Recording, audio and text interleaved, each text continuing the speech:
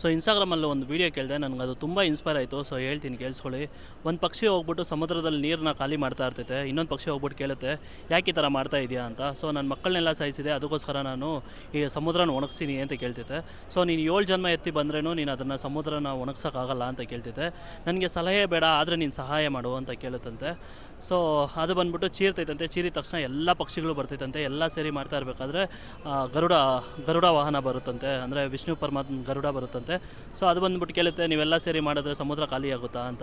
So ನನಗೆ ಸಲಹೆ ಬೇಡ, ಆದರೆ ಸಹಾಯ ಮಾಡು ಅಂತ ಕೇಳ್ತಿದ್ದಂತೆ. ಸೊ ಆಗ ಗರುಡನೂ ಬಂದು ಸಹಾಯ ಮಾಡೋಕ್ಕೆ ಬರುತ್ತಂತೆ. ಆಗ ಸಾಕ್ಷಾತ್ ವಿಷ್ಣು ಪರಮಾತ್ಮನೇ ಬರ್ತಾನಂತೆ. ಬಂದು ನೀವೆಲ್ಲ ಸೇರಿ ಮಾಡಿದ್ರೆ ಸಮುದ್ರನ ಒಣಗ್ಸೋಕ್ಕಾಗುತ್ತಾ ಅಂತ ಕೇಳ್ತಾರಂತೆ. ಆ ಗರುಡ ಇದ್ಕೊಂಡ್ಬಿಟ್ಟು ಹೇಳ್ತಿದ್ದಂತೆ, ನಮಗೆ ಸಲಹೆ ಬೇಡ, ಆದರೆ ಬಂದು ಸಹಾಯ ಮಾಡು ಅಂತ ಹೇಳ್ತಿದ್ದಂತೆ.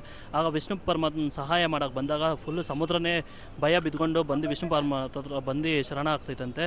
ಸೊ ನಾನು ಇಷ್ಟು ದಿನ ಎಷ್ಟು ಪ್ರಾಣಿಗಳನ್ನ ಸಾಯಿಸಿದ್ದೀನೋ ಅದನ್ನೆಲ್ಲ ಜೀವಂತವಾಗಿ ಮಾಡಿಕೊಡ್ತೀನಿ ಅಂತ ಹೇಳ್ಬಿಟ್ಟು ಇದು ಮಾಡ್ತೈತಂತೆ. ಸೊ ಇಲ್ಲಿ ನಮಗೆ ಅರ್ಥ ಆಗೋದೇನೆಂದರೆ, ನೀವು ಯಾರೇ ಆಗಲಿ, ಯಾರೋ ಒಬ್ರು ಏನಾದರೂ ಕಷ್ಟದಲ್ಲಿದ್ದರೆ ಅಥವಾ ಏನಾದರೂ ಮಾಡೋಕ್ಕೆ ಹೋಗ್ತಾ ಇದ್ದಾಗ ನೀವು ಯಾರೂ ಸಲಹೆ ಕೊಡೋಕೆ ಹೋಗ್ಬೇಡ್ರಿ, ಆದರೆ ಅವ್ರಿಗೆ ಸಹಾಯ ಮಾಡಿ. ಇದನ್ನು ಕೇಳಿದ ಮೇಲೆ ನೀವು ಯಾರಿಗೂ ಸಲಹೆ ಕೊಡೋಕೆ ಹೋಗಲ್ಲ ಅಂತ ಅಂದ್ಕೊತೀನಿ. Thank you guys.